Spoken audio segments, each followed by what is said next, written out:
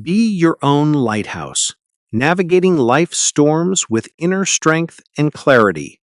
Introduction: The Light Within. The feeling of being lost in the fog of life. Introducing the metaphor: you are not a ship lost at sea. You are the lighthouse meant to guide it. Promise of the book: a practical building guide, maintaining and shining your inner light. Introduction: The Light Within. Have you ever felt lost? Not just in the physical sense of taking a wrong turn, but lost in the vast, churning sea of your own life. The fog of expectation rolls in, thick and disorienting. The waves of responsibility crash against you, threatening to pull you under. You look out at the horizon for a landmark, a sign, a light to guide you, but see nothing but an endless gray expanse. In these moments, we feel like a small ship, tossed about by a storm we cannot control, praying for rescue. We search for lighthouses everywhere but within. We look to a new job, a new relationship, a new city, or the approval of others to be the beacon that will finally guide us to a safe harbor. We pin our hopes on these external lights, believing they hold the key to our peace and purpose. But these lights can flicker. Jobs can be lost. Relationships can change, and the applause of the crowd can fade. When we depend on them, we remain at the mercy of the ever-changing tides. This book is based on a simple but revolutionary premise. You are not the ship lost at sea. You are the lighthouse. Within you, right now, exists a powerful, unshakable structure built upon the solid ground of your unique values and strengths. Within you is a brilliant light capable of cutting through the densest fog of doubt and confusion. This inner lighthouse is your birthright. Its purpose is not only to guide you safely on your journey, but to stand as a beacon of strength, clarity, and hope. For many of us, however, our lighthouse has fallen into disrepair. Its light is dim, clouded by years of neglect, self-doubt, and the noise of the outside world. We've forgotten that we have the power to fuel its lamp, clean its lens, and strengthen its foundation. We've forgotten how to operate it. I know this feeling intimately. For years, I navigated my life like a frantic sailor in a storm. I chased the distant, flickering lights of what I thought success and happiness should look like, only to find myself crashing against hidden rocks and dragged by unseen currents. It was only when I was completely exhausted, adrift and hopeless, that I stopped searching for a light and started to wonder if I could create my own. That quiet question changed everything. This book is the map I wish I'd had. It's a practical, step-by-step guide to rediscovering, rebuilding, and shining your own inner lighthouse. In Part 1, Building Your Lighthouse Foundation, we will do the essential work of construction. We will map your personal coastline to identify your core values, forge the unshakable tower of resilience, and learn how to fuel your light with powerful self-nourishment practices. In Part 2, Navigating the Treacherous Waters, you will learn to use your light. We will explore how to weather life's inevitable storms, tune in to the quiet wisdom of your intuition, and chart a course toward a life of deep and authentic purpose. Finally, in Part 3, Shining Your Light for the World, we will discover that a lighthouse's purpose is fulfilled not just by guiding its own ship, but by serving as a beacon for others. You will learn the profound impact of living authentically and how your light can illuminate the path for those around you. This is not a journey of becoming someone new. It is a journey of remembering and reclaiming who you have always been. It's time to come home to yourself. It's time to stop waiting for rescue and start shining. It's time to be your own lighthouse. Chapter 1. Understanding the Lighthouse, Your Inner Guiding Light. The lighthouse stands as a timeless symbol of guidance, safety, and unwavering strength. It doesn't move, it doesn't chase after ships or shout instructions over the roar of the wind. It simply is. It holds its ground, shines its light, and trusts that those who need it will find their way. This is the essence of your inner power.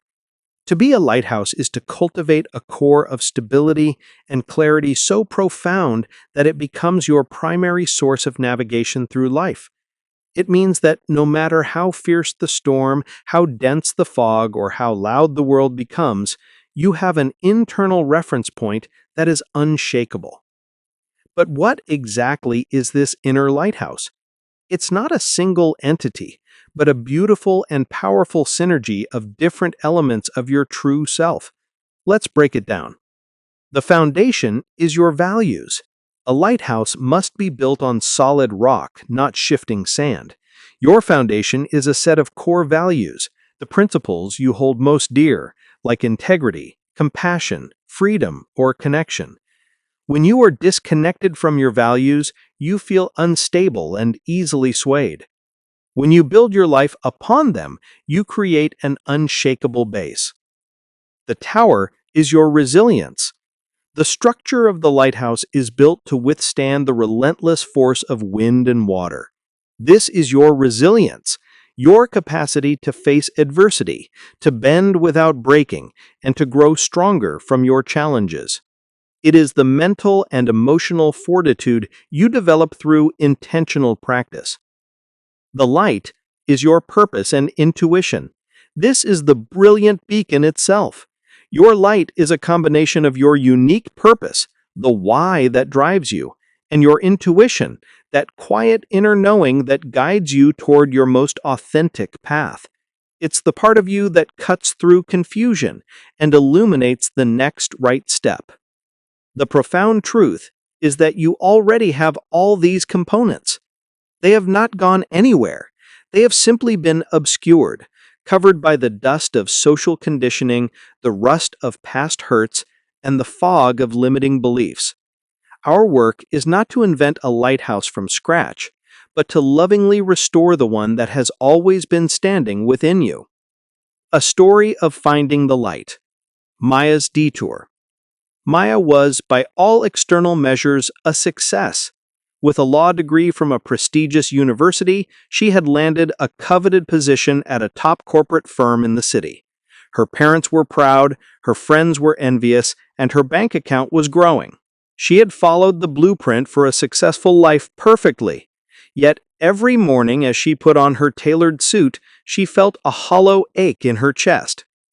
The days were a blur of high-stakes negotiations and mind-numbing paperwork. The work was challenging, but it felt utterly disconnected from the person she was. She had been a passionate advocate for environmental causes in college, a creative spirit who loved hiking and painting. Now her life was confined to glass towers and billable hours. The fog was so thick, she could no longer remember what it felt like to see the sun. She was the perfect ship, sailing exactly where she was told to go, but she was miserable. The external lighthouses she had been following, parental approval, financial security, social status, had led her to a harbor that felt more like a cage. One weekend, suffering from burnout, she drove out to the coast just to breathe. She stood on a cliff overlooking the ocean, watching a distant, solitary lighthouse as dusk began to fall. As its beam began to sweep across the darkening water, a question surfaced in her mind. Whose map am I following? It was a terrifying and liberating thought. For the first time, she gave herself permission to question the entire journey. That night, she took out a journal, and instead of to-do lists, she started writing down feelings. She wrote about the last time she felt truly alive, organizing a campus cleanup. She wrote about what made her angry, corporate disregard for the environment. She wrote about what brought her peace, the quiet solitude of the forest. Slowly, page by page, she was clearing the lens. The faint, forgotten flicker of her own light began to grow stronger. It wasn't a booming voice or a lightning bolt of clarity. It was a quiet, warm glow that illuminated a different path, one that felt less like an obligation and more like a homecoming. Today, Maya works for a mid-sized firm that specializes in environmental law. She makes less money, but her life is infinitely richer. She has replaced prestige with purpose. She stopped looking for a lighthouse and became one. Action. First steps to finding your light. Maya's journey didn't start with a grand plan. It started with a quiet moment of reflection. Your journey begins in the same way. You don't need to have all the answers right now. You just need to be willing to ask the questions and listen. Find a quiet space and a journal. Turn off the notifications. Give yourself at least 20 minutes for this exercise. Write down the following prompts and answer them as honestly as you can, without judgment. Don't worry about grammar or making sense. Just let the words flow. 1. When in my life have I felt the most alive and authentically myself? Describe that time in detail. What were you doing? Who were you with? What did it feel like in your body?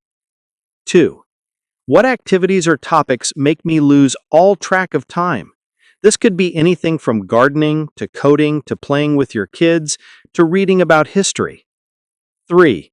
If fear, money, and judgment were not factors, what is one thing I would love to do, learn, or create? Let your imagination run wild. 4. What injustice or problem in the world makes my heart ache or my blood boil? What do I deeply care about, even if I feel helpless to change it? This is not a test.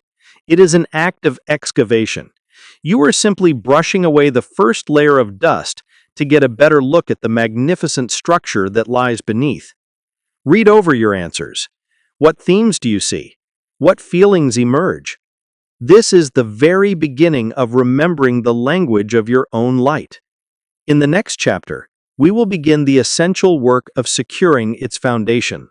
Chapter 2. Mapping your coastline, identifying your core values. If you were to build a physical lighthouse, you wouldn't begin by assembling the lamp. You wouldn't start by polishing the lens or painting the tower. You would begin with the foundation. You would search for the most solid, unshakable patch of coastline, the bedrock that could withstand the ceaseless assault of the tides for a century. The success and longevity of the entire structure would depend on the strength and stability of that initial choice. So it is with your inner lighthouse. Before you can shine a brilliant guiding light, you must be certain of the ground on which you stand. This ground is your set of core values. Values are not just nice ideas or lofty principles. They are the very essence of who you are. They are your internal compass, your personal constitution. They are the silent decision makers that operate in the background of your life, influencing every choice you make, from the career you pursue to the people you love to how you spend your Saturday mornings.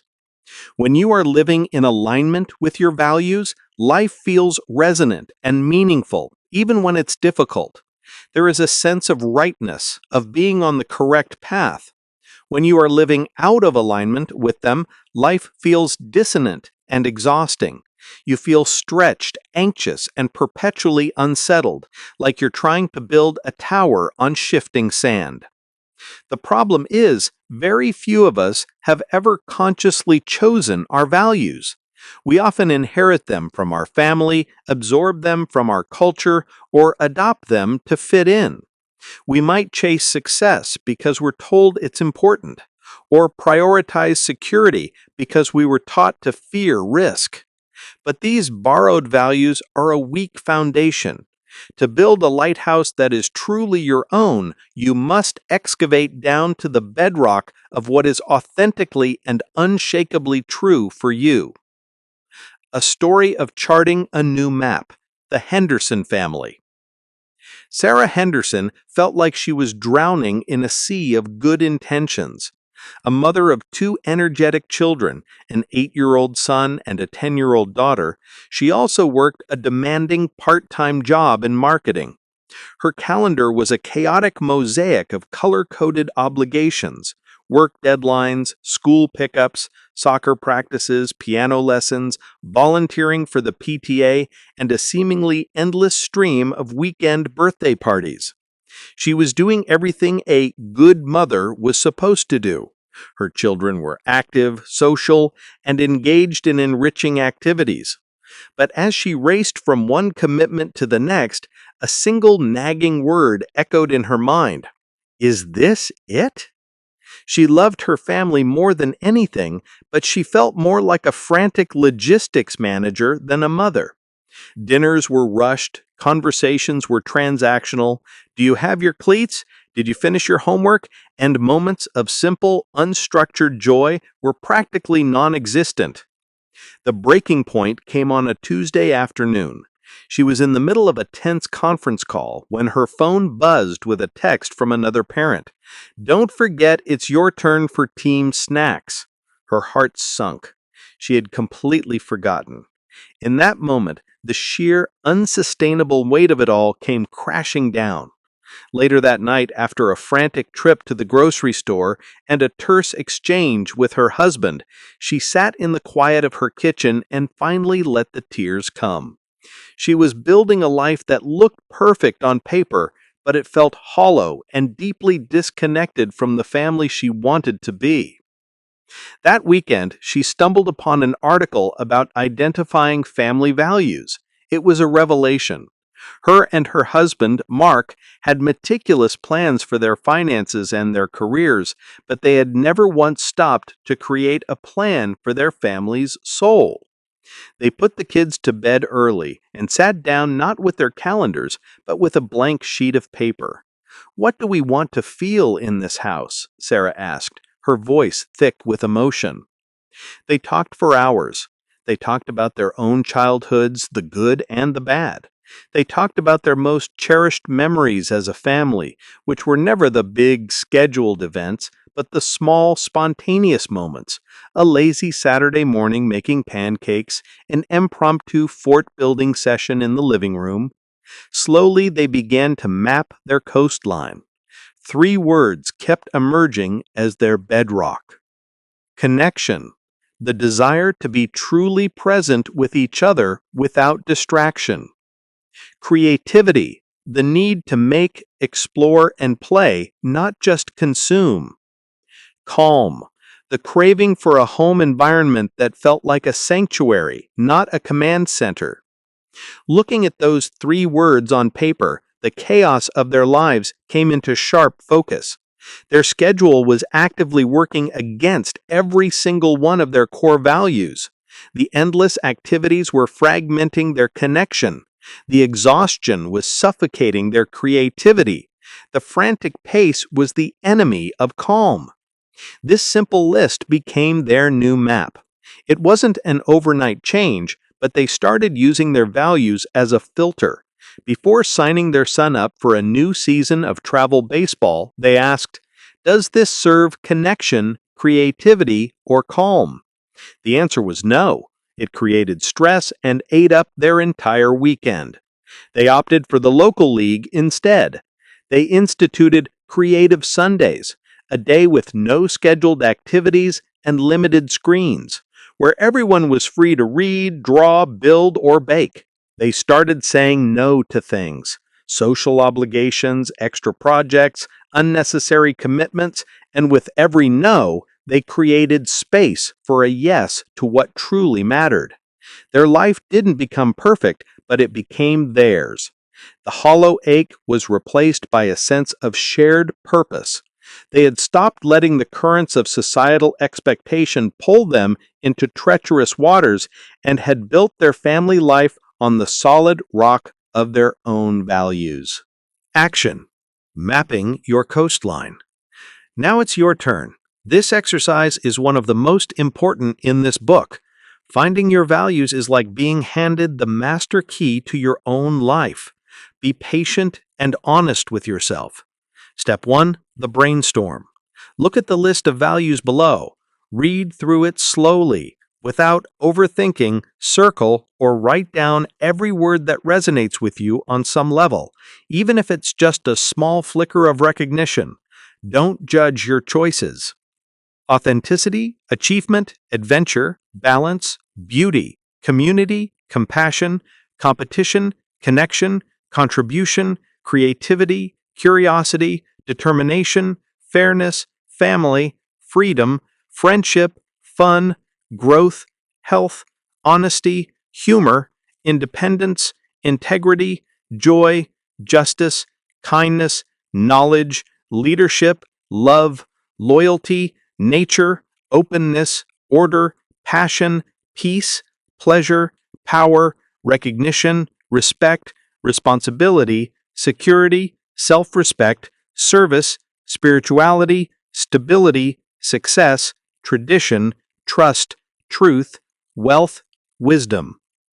Step 2. Group and distill. Look at the list of words you selected. You'll likely have quite a few. Now start looking for themes. Group words that feel similar into clusters.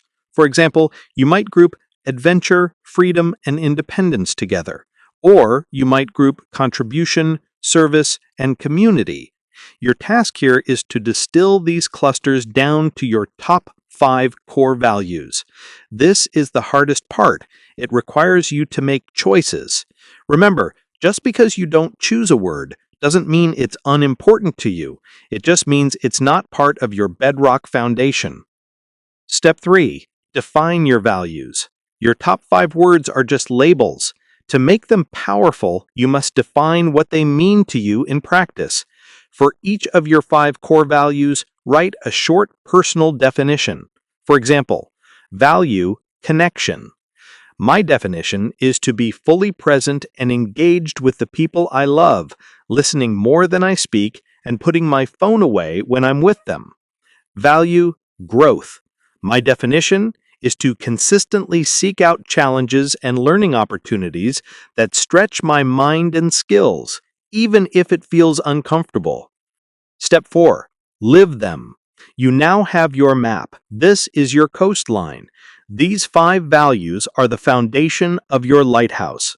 Write them down somewhere you will see them every day, on a sticky note on your mirror, as the background on your phone, on the first page of your journal. For the next week, simply observe your life through the lens of these values. When you make a decision, big or small, ask yourself, does this align with my values? Don't pressure yourself to make drastic changes just yet. The first, most powerful step is simply to become aware. You are learning to see the solid ground beneath your feet. In the next chapter, we'll start building the tower. Chapter 3. The Unshakable Tower, Forging Resilience. With your foundation of values firmly established on solid ground, it is time to build. A lighthouse is more than just its base. Its power comes from its height, its ability to rise above the chaotic waves and project its light over vast distances. This structure, the strong and soaring tower, is your resilience. Resilience is one of the most misunderstood concepts in personal growth. It is not an innate toughness that you either have or don't. It is not a rigid shield that prevents you from feeling pain. In fact, true resilience is the opposite. It is the learned capacity to be flexible, to feel the full force of a storm and to allow it to pass through you without demolishing your structure. It's the ability to bend without breaking, and more importantly, to grow stronger in the mended places. Your tower of resilience is built stone by stone, storm by storm. Every challenge you face, every setback you endure is an opportunity to add to its strength. It is the conscious practice of developing mental and emotional fortitude so that when the inevitable storms of life arrive, you can trust that your tower will hold. You will not be swept away because you have built a structure designed to withstand the weather. A story of building with broken pieces, David's second brew. David poured his entire life into the daily grind. It was more than just a coffee shop, it was the physical manifestation of a dream he'd had since college. He drained his savings, took out a small business loan, and spent a year personally renovating a cozy corner storefront.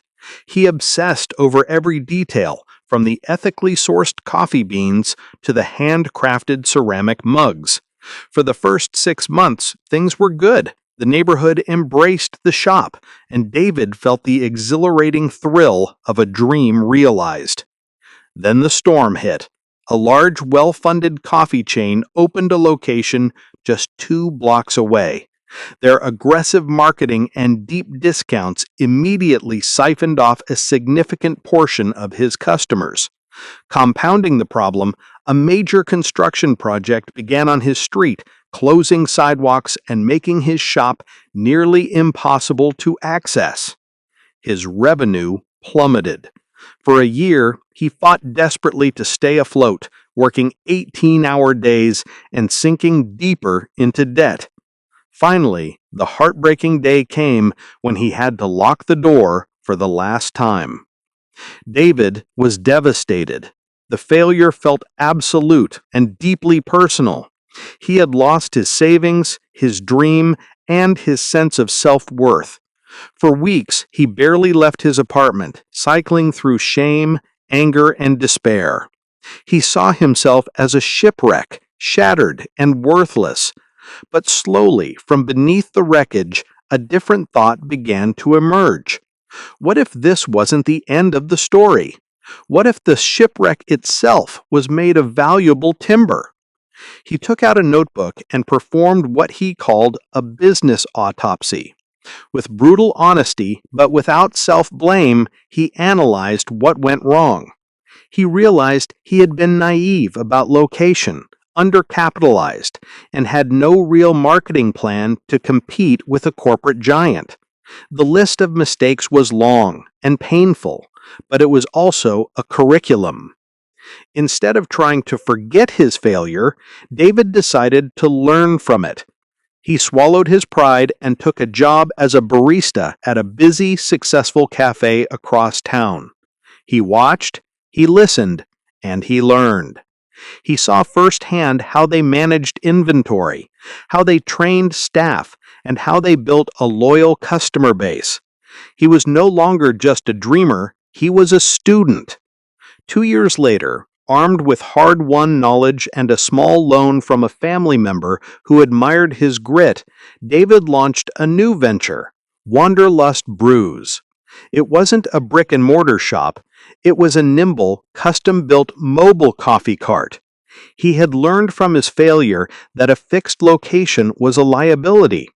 Now he could go where the customers were, farmers markets, outdoor festivals, corporate campuses. He built his brand not on a cozy storefront, but on exceptional quality and the flexibility to be anywhere. Wanderlust Brews was a runaway success. David had taken the broken pieces of his first dream and used them to build something stronger, smarter, and far more resilient. The storm that had shattered his ship had also revealed the path to a safer harbor. His failure had not been a verdict on his worth, but the very material he used to build his unshakable tower. Action: forging your tower. David's story shows that resilience isn't about avoiding failure, but about how you process it. It is an active skill set, and like any skill, it can be strengthened with practice. Here are 3 fundamental techniques to begin laying the stones of your own resilient tower. 1. Practice the reframe. Our emotional suffering often comes not from events themselves, but from the stories we tell ourselves about them. Learning to consciously choose your story is a superpower. The exercise. The next time you are facing a setback or feeling overwhelmed, take out a journal and write down 2 sentences. 1. The story I'm telling myself is, example, that I'm a failure because I got negative feedback on my project. 2. A more empowering and true story is, example, that I am a person who is learning and growing, and this feedback is valuable data that will help me improve. This simple act separates you from the narrative and gives you the power to choose a perspective that serves you. 2. Hunt for the good. Gratitude. Gratitude is the architectural opposite of victimhood. It is the practice of scanning your environment not for threats, but for blessings. This simple practice has been scientifically shown to rewire your brain for happiness and resilience. The exercise. Every night before you go to sleep, write down 3 specific good things that happened that day. Don't just write, my family. Write, the way my daughter laughed when we were reading her bedtime story. Specificity is key.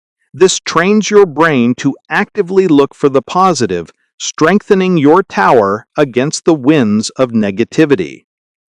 3. Master the pause. Mindfulness.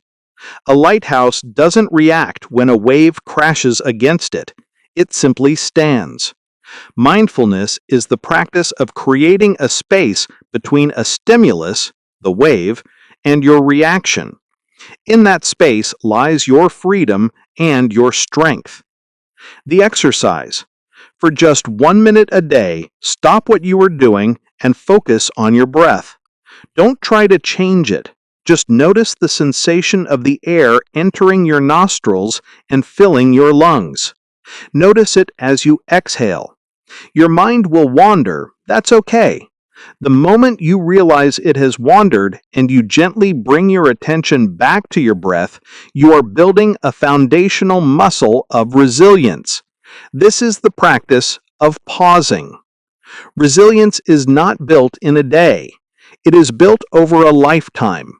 Each time you choose a more empowering story, each time you find a moment of gratitude in a dark day, and each time you take a conscious breath before you react, you are adding another stone to your tower. You are building a structure so strong and so true that you will come to trust deep in your bones that no storm can ever wash you away. Chapter 4. Fueling the Light, the Power of Self-Nourishment. Imagine a magnificent lighthouse built on the most solid bedrock with a tower of immense strength. It is a marvel of engineering, capable of withstanding any storm. But if its lamp is empty, if there is no oil or electricity to power its great light, it is nothing more than a silent, useless monument. It cannot fulfill its purpose. It cannot cut through the darkness or guide a single ship to safety. Your inner lighthouse is no different. You have laid the foundation with your core values and built the unshakable tower of your resilience. But these are the structures. They do not, by themselves, create the light. The light requires fuel. It requires a constant, conscious, and unapologetic source of energy. This fuel is the practice of self-nourishment.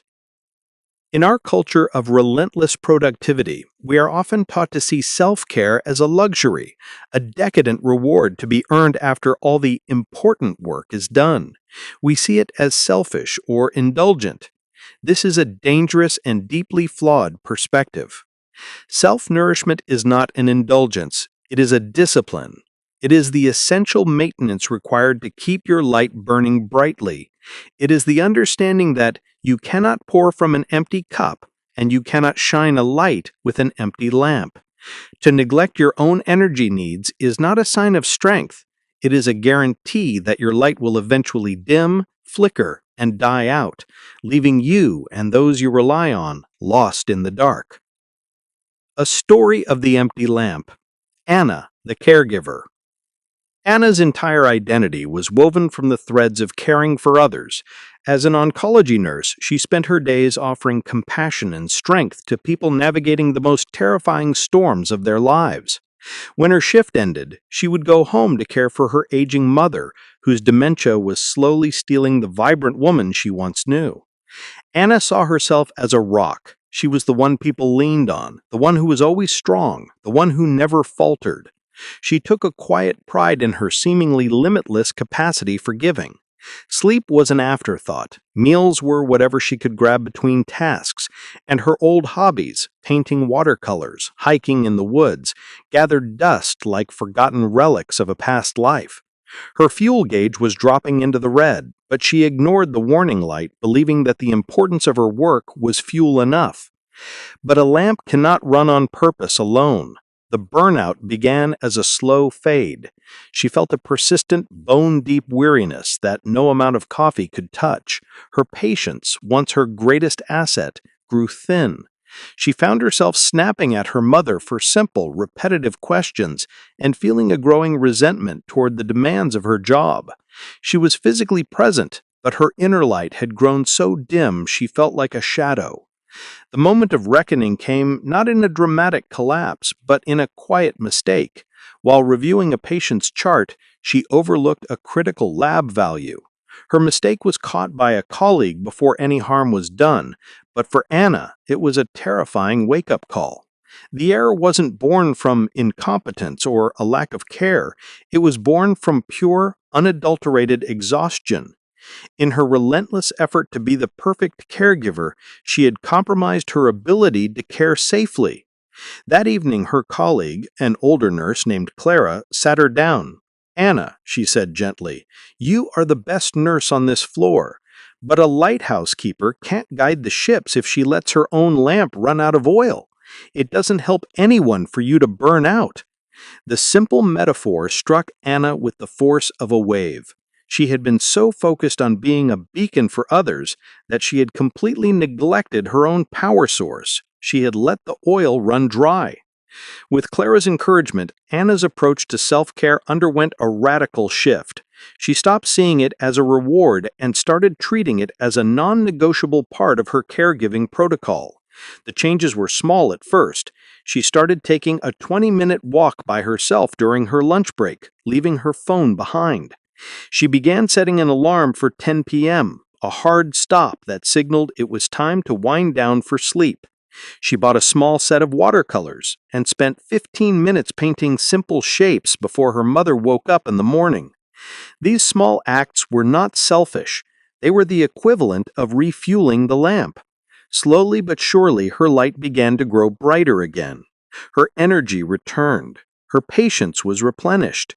She found a renewed sense of compassion for her patients and her mother, a compassion that flowed from a place of fullness, not depletion.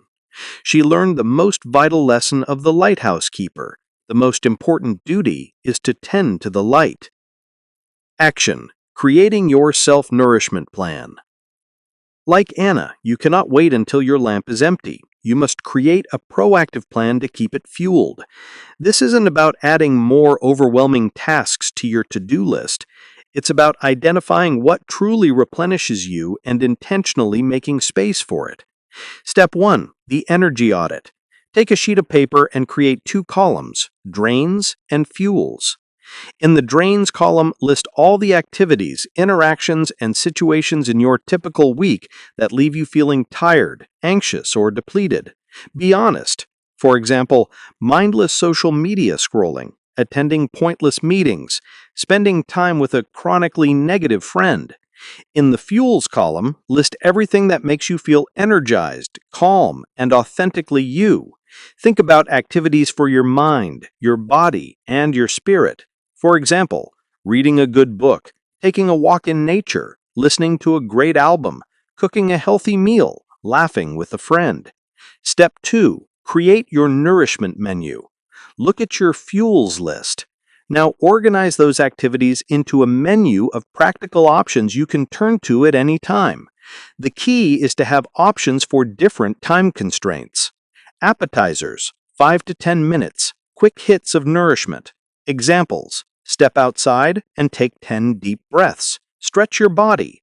Listen to one favorite song without distraction. Cuddle with a pet. Main courses, 20 to 60 minutes, more substantial replenishment. Examples: go for a brisk walk or jog. Take a bath. Call a friend to truly connect.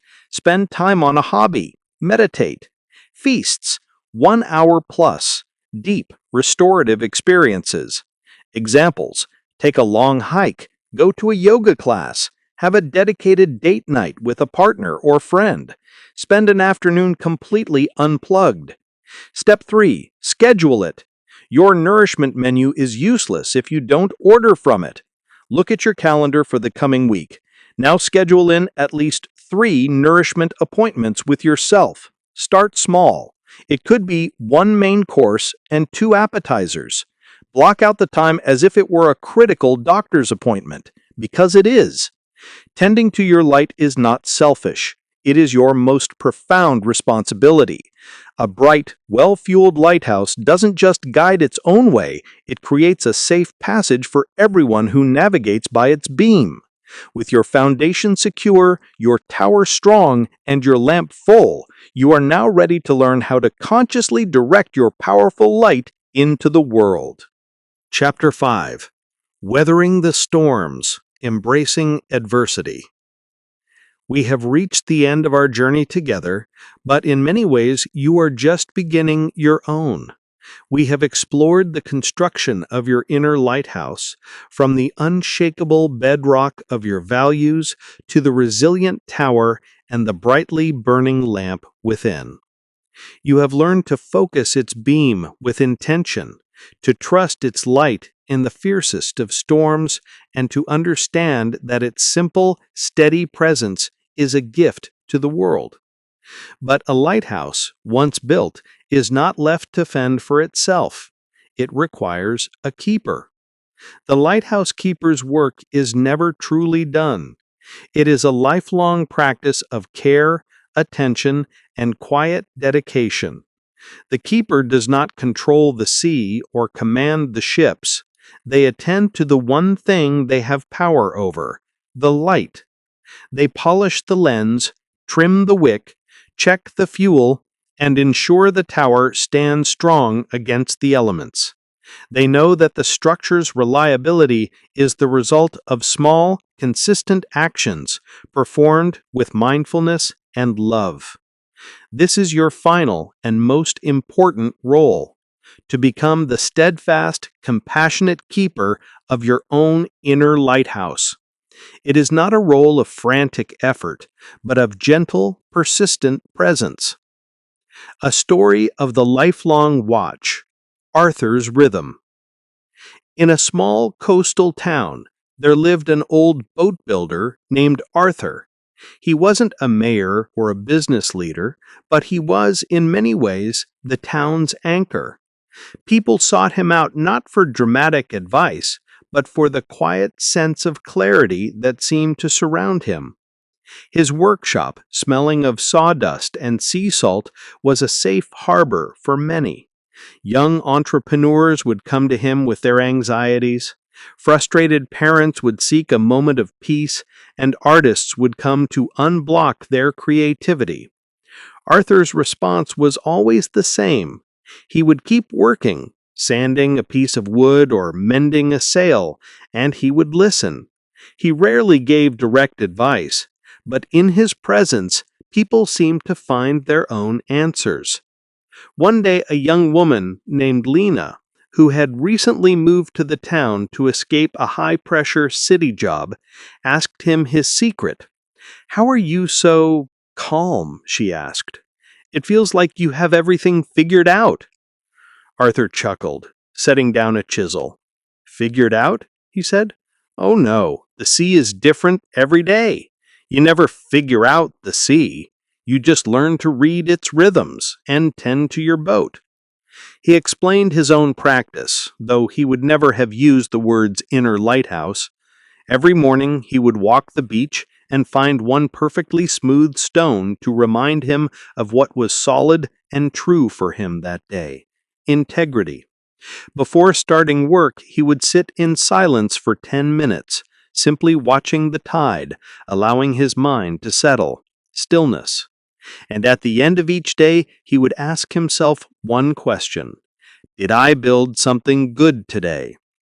It didn't have to be a whole boat. Sometimes it was just a well-made joint or a mended net.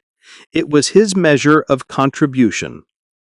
"It's not a grand thing," he told Lena. "Some days the light feels dim. The tower feels shaky. I get distracted by a storm of worries just like anyone else. But the keeper's job is just to show up, to sweep the steps, to polish the lens, to do the small things. The light takes care of itself after that. Lena understood. Arthur's secret wasn't a secret at all. It was a rhythm. It was a commitment. He was simply a dedicated keeper of his own light. And that steady, well-tended glow was what the whole town felt. Embracing your role as keeper. Your work now is to create your own gentle rhythms of maintenance and care. It is to accept that some days your light will shine more brightly than others, and to meet both the bright days and the dim days with the same self-compassion. Visit your foundation. Return to your values regularly. Are you living in alignment with them? Do they still feel true? A keeper always checks the bedrock. Polish the lens. Continue to practice intention. Where are you focusing your beam? Gently redirect it when it becomes scattered. Refuel the lamp. Never stop nourishing yourself. Your well-being is not a luxury. It is the essential fuel for your light. Trust in the storms. When challenges arise, remember your strength. You have navigated storms before, and you will again. Trust your lighthouse was built for this. Shine effortlessly. Release the need to save or fix others. Simply tend to your own light with integrity and trust in its power to illuminate the way. You are the lighthouse. You are the light. And now you are the keeper. May you stand tall in your truth. May you nourish your inner flame with kindness. May you have the courage to navigate the darkness, and may you always trust in the unwavering power of your own beautiful, unique, and essential light. The world is brighter for you being in it. Shine on. Chapter 6. The Compass of Intuition. Learning to trust your inner voice. Your lighthouse is now a formidable structure, standing strong on its values, fueled by self-nourishment, and shining a focused beam of intention. But in the vast open sea of life, a map will only take you so far. There will be times when the charts are wrong, when unforeseen currents appear, or when the fog is so thick that all landmarks disappear. In these moments, you need more than a map. You need a compass. This compass is your intuition. It is the most subtle yet most powerful tool you possess. Intuition is not a loud, clanging alarm bell. It is not the frantic, shouting voice of fear. It is not the chorus of external opinions telling you what you should do. Intuition is the quiet, persistent whisper from the deepest part of yourself. It is the gentle nudge, the gut feeling, the inexplicable sense of knowing that transcends logic and reason. Fear screams, "What if you fail? What will they think? This is the only chance you'll ever have." It feels constricting, urgent, and chaotic. External opinion chimes in with its own rule book, based on a world that is not your own. But intuition speaks in a different language entirely. It calmly says, "This way." It feels expansive, peaceful, and clear, even if the path it points to seems illogical or frightening. Learning to trust this inner compass is the difference between navigating your life and being tossed about by the waves. A story of the quiet nudge. Ilara's canvas. Ilara was a brilliant digital illustrator, a master of the clean, sleek, corporate aesthetic. Her work was in high demand, and she had built a career that was, by all external measures, a resounding success. Her life was a logical progression of achievements, each one leading to the next bigger opportunity. That opportunity arrived on Tuesday morning in the form of an email. It was from Aura, one of the biggest tech companies in the world, offering her a contract that made her gasp. They wanted her to lead the entire visual rebranding of their flagship product. It was a career-defining moment, the kind of deal that promised not just financial security for life, but a level of industry fame that would make her a legend. Logic screamed, "This is it! This is everything you've ever worked for!" But as she read the email, a strange feeling crept over her. It wasn't excitement. It was a quiet, hollow no. There was no panic, no anxiety, just a deep, unshakable feeling that this was the wrong path. The feeling was accompanied by flashes of a project she had secretly dreamed of for years, a series of lush, intricate illustrations based on the dark, forgotten folklore of her homeland. It was a project that was messy, organic, personal, and the complete opposite of her commercial work. When she mentioned her hesitation to her agent, he was incredulous. "Are you insane, Ilara? People would kill for this. You're letting fear get in the way." Her friends and family echoed the sentiment. The chorus of external opinion was deafening, and the voice of fear soon joined in, whispering of regret, failure, and destitution. Overwhelmed, Ilara turned off her phone and computer. She sat in silence in her studio for a full hour, letting the storm of voices rage in her mind. The fear was loud, frantic, and full of complex what-if scenarios. The external voices were insistent and logical, but underneath it all was the no. It was simple, solid, and calm. It wasn't arguing, it was just being. With a deep breath that felt like both a terrifying leap and a peaceful homecoming, she picked up the phone and turned down the deal. The immediate aftermath was brutal. Her agent was furious, and she was racked with doubt. But then she turned to a fresh canvas and began to draw the gnarled branches of a mythical tree. She poured her time and a small portion of her savings into the personal project she called the Whispering Woods. For the first time in years, her work felt less like a job and more like breathing.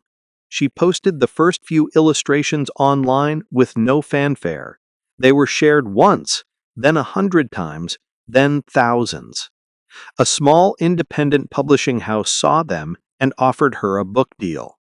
The Whispering Woods became a critically acclaimed bestseller, celebrated not for its commercial polish, but for its unique soul. Ilara's career was reborn, built not on the logical map of success, but on the quiet, true north of her inner compass. Action. Calibrating your compass. Your intuition is a muscle. The more you use it, the stronger it gets. The key is to quiet the external noise so you can hear its subtle guidance. 1. Intuitive journaling. This practice is about bypassing your analytical mind to access your inner wisdom. Every morning, before you check your phone or email, open a notebook and ask your intuition a question. It could be, "What does my truest self need today?" Or, "What guidance do you have for me about a specific situation?" Write for 10 minutes without stopping. Don't edit, judge, or even think too hard. Let the words flow. You are not looking for a perfect answer, but for the recurring themes, feelings, and surprising insights that emerge from beneath the surface of your conscious thoughts. 2. The body scan. Your body is a powerful receiver for intuitive signals. A gut feeling is not just a metaphor. Find a quiet place to sit for a few minutes. Close your eyes and take a few deep breaths. Think of a decision you're facing. First, imagine choosing option A. Scan your body from head to toe. Do you feel a sense of openness, expansion, or lightness? Or do you feel a sense of constriction, tightness, or dread? Be curious and don't judge the sensation. Now, clear your mind and imagine choosing option B. Repeat the body scan. Your body's reaction is valuable data from your intuitive compass. 3. Differentiate the voices. When you feel a strong pull, use this checklist to determine if it's intuition or fear. Fear feels urgent, frantic, loud, and demanding. It often comes with a story of catastrophic what-if scenarios. It feels heavy and constricting in your body. It drains your energy. Intuition feels calm, clear, quiet, and persistent. It feels like a simple knowing without a complex story attached to it. It feels expansive or peaceful in your body, even if the path it points to seems illogical or frightening. By practicing these exercises, you learn to tune your frequency to the quiet, steady signal of your inner compass. It will never steer you wrong. It is the voice of your own personal lighthouse keeper, always there to guide you home. Chapter 7. Charting Your Course. Purposeful Goal Setting. With your lighthouse standing tall, its beam of intention cutting through the fog, and your hand steady on the compass of intuition, you are no longer a ship lost at sea. You are a navigator, capable and clear-eyed. The final step is to choose a destination, not just any port in a storm, but a destination that calls to your soul. This is the art of purposeful goal setting. Many of us set goals that are like hollow shells. They look good from the outside, but lack the inner substance that truly motivates us. We say we want to lose weight, make more money, or be more organized. These are vague wishes, easily abandoned because they are not anchored to our deeper why. They are goals set by the ego or by external expectations. Purposeful goals are different. They are not just destinations, they are quests. They are born from your core values and illuminated by the focused beam of your lighthouse. A purposeful goal doesn't just change what you do, it transforms who you are. It provides a compelling reason to get out of bed in the morning and a clear direction to channel your precious energy. A Story of the Distant Shore. Leo's Trail. Leo felt adrift. He was in his late 30s, working a stable but uninspiring office job, and his life felt like a monotonous gray sea. His primary goal for the past 5 years had been to get healthy. This vague desire led to a predictable cycle. He would buy a gym membership in January, go for a few weeks, then lose motivation. He would try a restrictive diet, stick to it for a month, then fall back into old habits, feeling more like a failure each time. Getting healthy was a chore, a punishment for his current state, and it was entirely disconnected from who he was at his core. One evening, while clearing out his late grandfather's attic, he found a box of old photographs and a worn copy of a book about the Pacific Crest Trail, a 2,650-mile hiking route stretching from Mexico to Canada. His grandfather, a man he remembered as being vibrantly alive, had dreamed of hiking it. As Leo looked at the photos of vast mountain ranges and sweeping deserts, something stirred in him. He remembered a core value he had identified long ago but had since ignored: adventure. Suddenly, getting healthy was no longer the goal, it was a byproduct. The new goal, the one that made his heart beat faster, was this: I will hike the first 500 miles of the Pacific Crest Trail before my 40th birthday. This goal was different, it was specific, measurable, and, most importantly, it was deeply connected to his values. It was a quest. The transformation was immediate. His gym visits were no longer a punishment, they were training sessions to build the strength needed for steep mountain passes. His diet wasn't about deprivation, it was about fueling his body for long-distance endurance. He spent his evenings researching gear, planning water stops, and reading memoirs of other hikers. He started with short weekend hikes, then longer ones, feeling his body and spirit grow stronger with each mile. He was no longer a man trying to escape his unhealthy habits. He was an adventurer preparing for a grand expedition. 2 years later, Leo stood at the 500-mile marker on the PCT. He was leaner and stronger than he had been in his entire adult life. But the physical change was the least of it. He had faced down exhaustion, blisters, and solitude. He had witnessed sunrises that brought tears to his eyes and felt a profound connection to the natural world.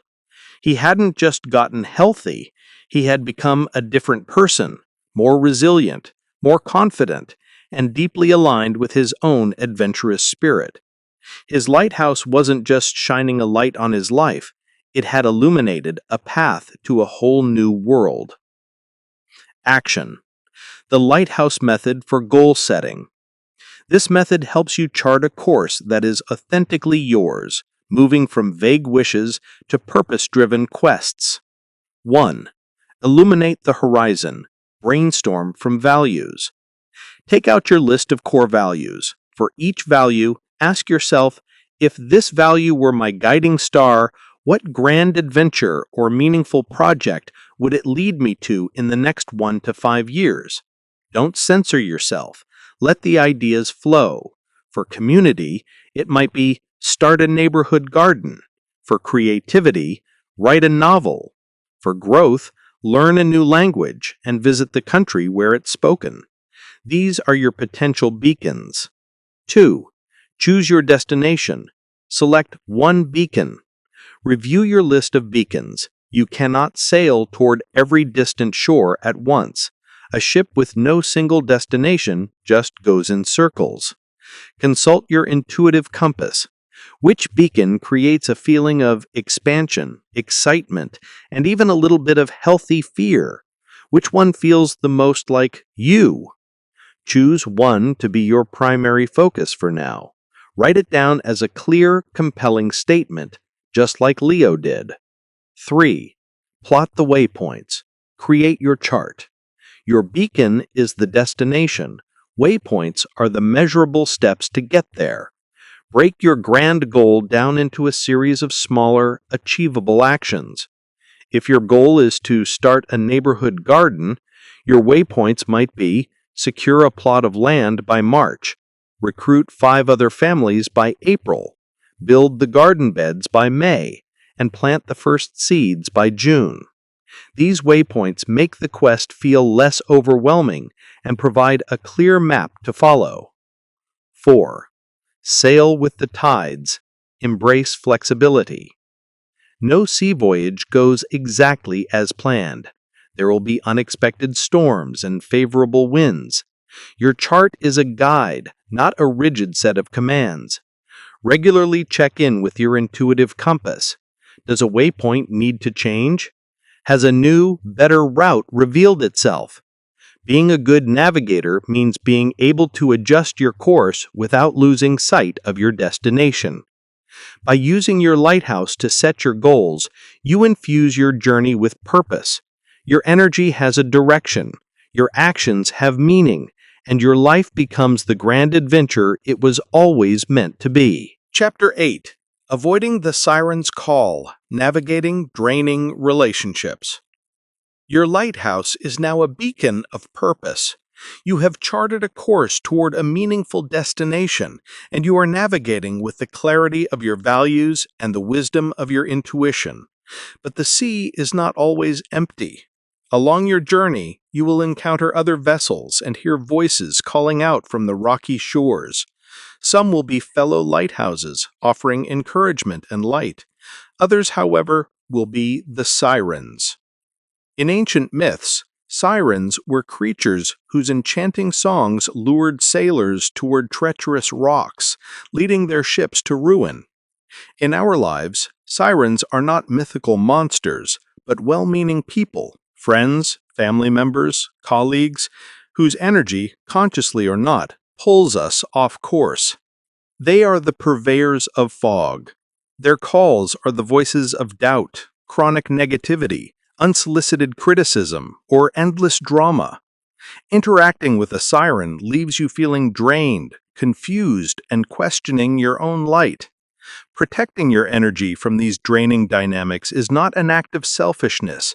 It is an essential duty of the lighthouse keeper. You cannot let your light be dimmed by another's fog. A story of the fog bank, Clara's sister. Clara was on a mission. She had finally committed to her dream of starting a small pottery business, a goal born from her core values of creativity and independence. She converted her garage into a studio, spent her evenings practicing on the wheel, and felt a spark of purpose she hadn't experienced in years.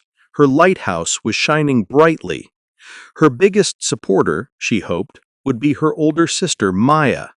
But every phone call with Maya left Clara feeling shrouded in a thick, cold fog. When Clara excitedly shared a photo of her first successful vase, Maya's response was, "It's a bit lopsided, isn't it? The market is so saturated with pottery, you know. I just don't want to see you get your hopes up." When Clara celebrated her first sale at a local market, Maya said, "That's nice, dear. Just be careful with the finances. Remember that craft fair you tried in college that was a total disaster?" Each conversation was the same. Maya, wrapped in her own anxieties and regrets, would poke holes in Clara's dreams, disguise criticism as concern, and constantly remind her of past failures. Clara would hang up the phone feeling exhausted, her bright flame of enthusiasm reduced to a sputtering wick. Maya was a siren, and her song was the relentless drumbeat of doubt. The turning point came after a particularly draining call that left Clara staring at her pottery wheel, unable to work. She realized that while she loved her sister, these interactions were actively sabotaging her quest. Her light was being systematically dimmed. Dreading the confrontation but knowing it was necessary, Clara prepared for their next call. When Maya inevitably started in on the risks of her new venture, Clara took a deep breath and deployed a boundary she had practiced in her mind.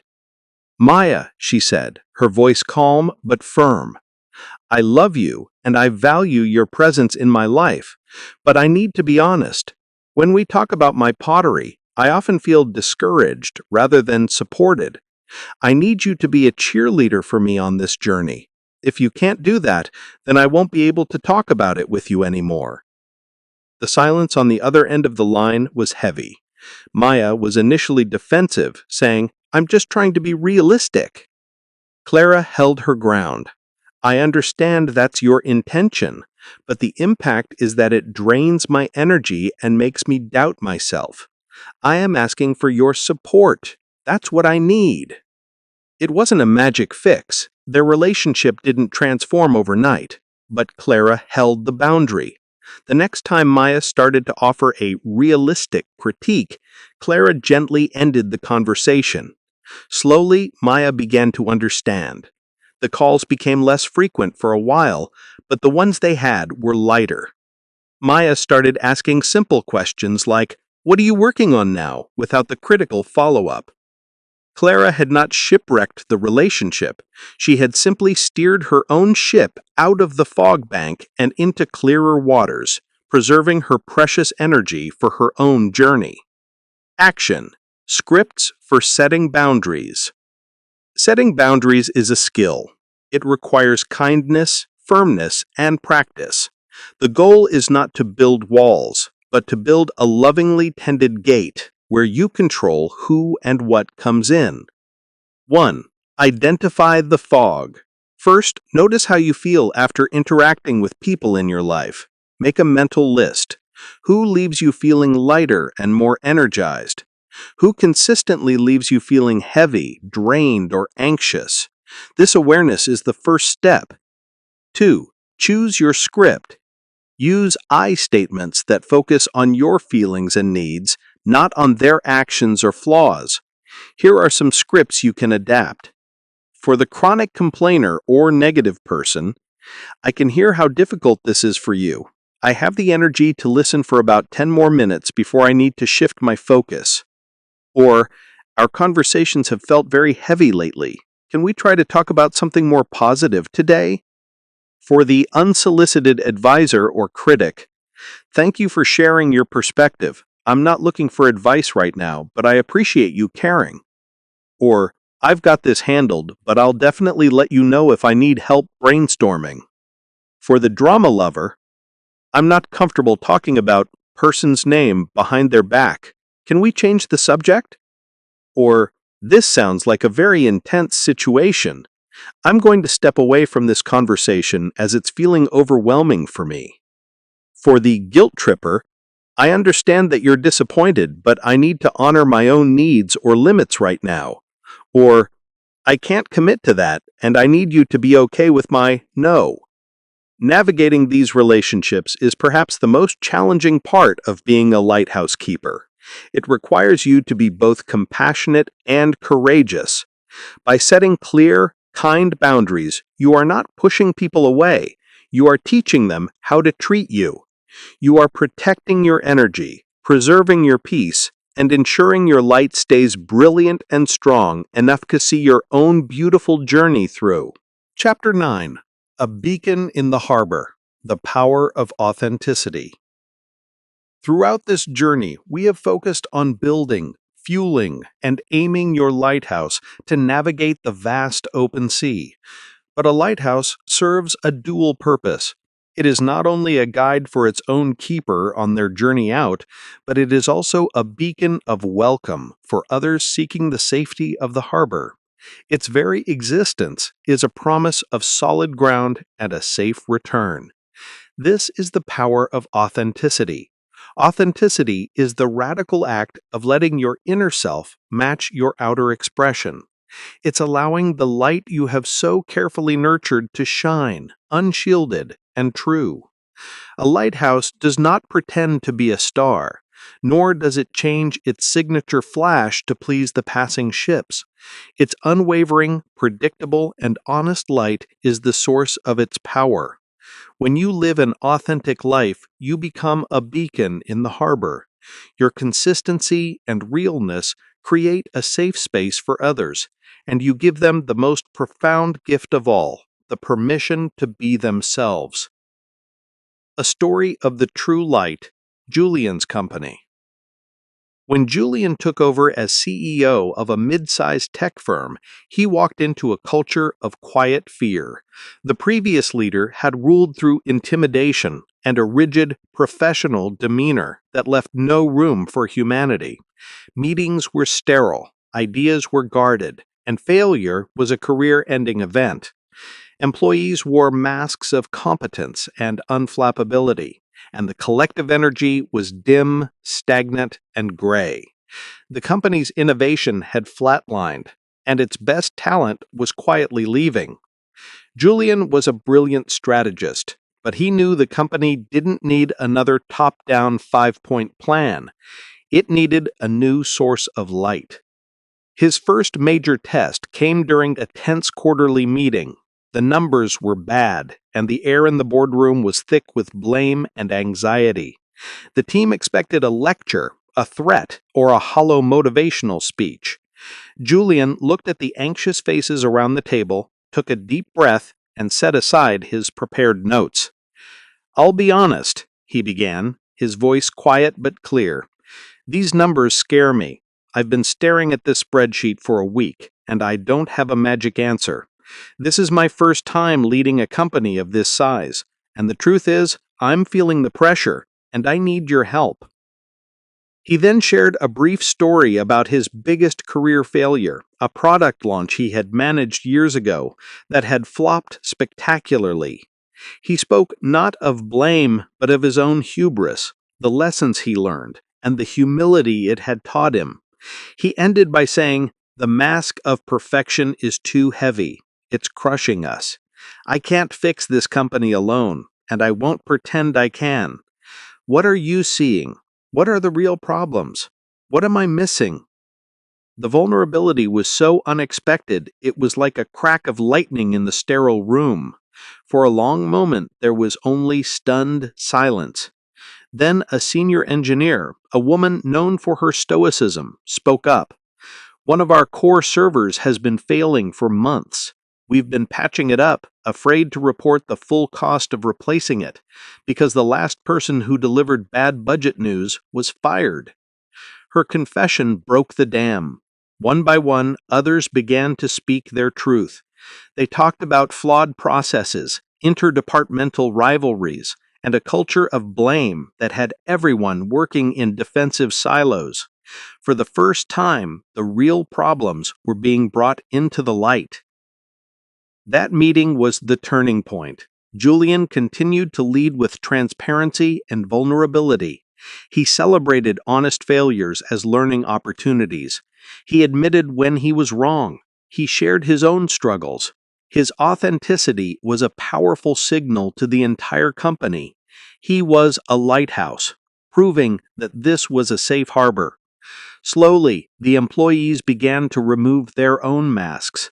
Collaboration replaced competition. Creativity blossomed in the new soil of psychological safety. The company didn't just survive, it began to thrive, attracting passionate people who wanted to do meaningful work in a real human environment. Julian hadn't saved the company with a brilliant strategy. He had saved it by being a brilliant, authentic human. Action: the 30-day authenticity challenge. Authenticity is a practice, not a destination. This challenge is designed to help you build that muscle, one small, courageous act at a time. Week 1. Internal observation. On days 1 to 7, each day, take 5 minutes to journal about a moment you felt genuinely yourself. What were you doing? Who were you with? How did it feel in your body? The goal is simply to recognize the feeling of your own true light. Week 2. Low-stakes expression. On day 8, share a genuine positive opinion, even if it's small. For example, I absolutely loved that movie, or this is the best coffee I've had this week. On day 11, when asked a question you don't know the answer to, simply say, I don't know, but I can find out. Notice the relief of not having to pretend. On day 14, wear an article of clothing or an accessory that brings you joy just for you. Week 3. Honest communication. On day 15, give someone a specific and heartfelt compliment that goes beyond the superficial. On day 18, express a real emotion to someone you trust. Instead of, I'm fine, try, I'm actually feeling a little tired today. On day 21, the next time you make a small mistake, own it simply and without drama. My apologies, I overlooked that. I'll fix it now. Week 4. Courageous living. On day 22, kindly say no to a small request that you don't have the time or energy for. Use a simple script. Thank you for asking, but I can't take that on right now. On day 25, ask for help with something, admitting you can't do it alone. On day 30, reflect on the past month. In which moments did your light feel the brightest? How can you create more of those moments moving forward? Living authentically is the ultimate act of courage and service. It is the final, crucial duty of the lighthouse keeper. When you are brave enough to let your own unique light shine, with all its imperfections and its incredible brilliance, you do more than just illuminate your own path. You become a beacon of hope in the harbor, silently telling every other ship, it is safe to come home. It is safe to be you. Chapter 10. The Interconnected Fleet. Building Your Support System. For 9 chapters, you have been the solitary lighthouse keeper, meticulously building your tower on a foundation of values, strengthening it with resilience, and learning to shine your unique light with intention and authenticity. You have learned to navigate storms and chart a course toward your own distant shores. It is a journey of profound self-reliance. But no lighthouse is truly an island. While it stands alone on its rocky promontory, its entire purpose is relational. It exists to connect with the ships at sea. It is part of a larger, invisible network, a system of lights and charts that ensure safe passage for all. A single lighthouse is a powerful tool, but a network of lighthouses creates a safe and navigable world. This is the final piece of your journey, recognizing that you are not alone. You are a single, brilliant beacon in a vast and interconnected fleet. Building your support system is not a sign of weakness. It is the ultimate expression of your strength and purpose. It is the act of finding and nurturing your fleet. A story of building a fleet. Elena's new harbor. Elena moved 2,000 miles for her dream job. She was thrilled by the career opportunity, but terrified by the social emptiness that awaited her. For the first 3 months, her life was a sterile loop of work, grocery store, and her quiet apartment. Her lighthouse felt strong, but its beam was sweeping across an empty ocean. She was shining, but there was no one there to see her light. The loneliness was a heavy anchor threatening to pull her down. She knew she couldn't wait for a fleet to find her. She had to signal her position. Taking out her journal, she revisited her core values: learning, nature, and creativity. These, she decided, would be her sonar, the signals she would send out to find her people. Her first step was intentional and slightly terrifying. She joined a local hiking group she found online. On her first hike, she was awkward and quiet, but she met a woman named Sarah, who shared her love for identifying wildflowers. It was a tiny spark. The next week, guided by her value of creativity, Elena signed up for a beginner's pottery class. The class was full of people fumbling with clay, and the shared, messy experience created an easy sense of camaraderie. There, she met Ben, a graphic designer, who made her laugh. Her third signal was guided by learning. She noticed a few colleagues were avid readers. Instead of waiting for an invitation to a book club that didn't exist, she sent a simple email. "Hi, I'm new here and would love to meet some people. Would anyone be interested in starting a casual book club?"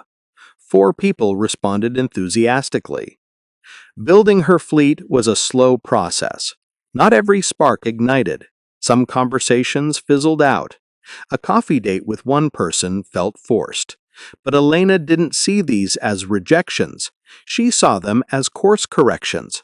She focused on nurturing the connections that felt easy and energizing. She invited Sarah on another hike. She asked Ben for a recommendation for a good cafe. She organized the first book club meeting at her apartment, filling the quiet space with chatter and debate. A year after she moved, Elena looked around at her 35th birthday party. In her living room were Sarah from the hiking club, Ben and 2 others from pottery, her entire book club, and a few other friends they had introduced her to. They were laughing, sharing stories, and celebrating her. It wasn't a huge crowd, but it was a fleet, a chosen family she had intentionally and courageously built from scratch. Her lighthouse was no longer a solitary beacon in a dark sea. It was a cherished landmark in a bustling, vibrant harbor surrounded by the warm, guiding lights of her own interconnected fleet. Action. Strategies for cultivating your fleet. Community is not found. It is actively and intentionally built. It requires courage, consistency, and a willingness to be both a lighthouse and a ship. 1. Audit your current fleet. Take a gentle inventory of your current relationships. On a piece of paper, create 3 columns: lighthouses, people who guide, support, and energize you; pleasure cruisers, fun, casual friends, but not deep support; and anchors, people who consistently drain your energy or pull you down. This is not about cutting people off, but about gaining awareness. Where do you need more lighthouses? How can you lovingly limit your time with the anchors? 2. Signal your light. Initiate connection. Use your values as a compass. Like Alina, join groups, classes, or volunteer organizations that are directly aligned with your core values. This is the single most effective way to meet people with whom you'll have a genuine connection. Practice the third place. Identify a third place outside of home and work where you can be a regular presence. A coffee shop, a library, a park, a gym. Familiarity breeds connection. Become the convener. Don't wait for an invitation. Be the one to say, "Let's grab a coffee. Want to go for a walk this weekend?" Or, "I'm hosting a game night." Creating the space for connection is a powerful act of leadership. 3.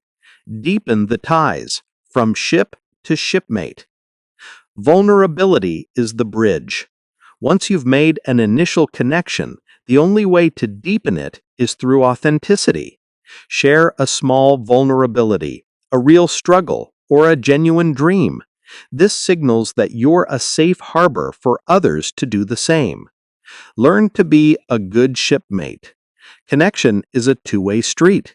Check in on your friends. Remember the small details of their lives. Offer help before they have to ask. Celebrate their successes as if they were your own. Be the kind of friend you want to have. Your journey to become your own lighthouse is, in the end, what allows you to find your fleet. By knowing yourself, you know who to look for. By shining your light brightly, you attract others who resonate with your brilliance. You stand tall and self-reliant, not so you can be alone, but so you can be a beacon of strength and safety for the other beautiful ships navigating this vast, wonderful, and sometimes stormy sea. Conclusion: the ever-burning flame. Our journey together has reached its final pages, but your journey as a lighthouse keeper is just beginning. We started on the rocky shores of self-discovery, mapping your coastline to uncover the bedrock of your core values. Upon that solid ground, we built an unshakable tower of resilience, a structure designed not to avoid storms, but to withstand them. We learned the art of self-nourishment, gathering the fuel needed to ignite your inner lamp. You practiced focusing that raw energy into a powerful, intentional beam, cutting through the fog of distraction and obligation. You navigated the turbulent waters of adversity, learned to trust the quiet compass of your intuition over the loud sirens of fear, and charted a course with purpose. You practiced setting boundaries to protect your light from draining relationships and discovered the magnetic power of authenticity, realizing that by shining your light, you create a safe harbor for others. You sought out your interconnected fleet, understanding that even a lighthouse needs a network. And finally, you embraced the ultimate purpose of your light to illuminate the path for others through mentorship and legacy. From a simple foundation to a brilliant guiding beacon, you have built your lighthouse. But this is not a monument to be completed and admired. It is a living structure that requires constant care. The lamp must always be refueled, the lens kept clean of dust and doubt, the foundation checked for cracks after a storm. Being your own lighthouse is not a destination to be reached. It is a lifelong practice of tending to your inner light. There will be calm, sunny days when your light feels effortless, and there will be long, stormy nights when keeping the flame alive is the hardest work you will ever do. Your task now is to embrace this sacred duty, to stand tall in your truth, to shine with courage, and to serve as a beacon of hope and clarity in a world that desperately needs your unique light. Look out at the vast, beautiful, and sometimes intimidating ocean of your life and know that you have everything you need. The storm may rage, The fog may roll in, but you are the keeper of the flame. Now go and shine.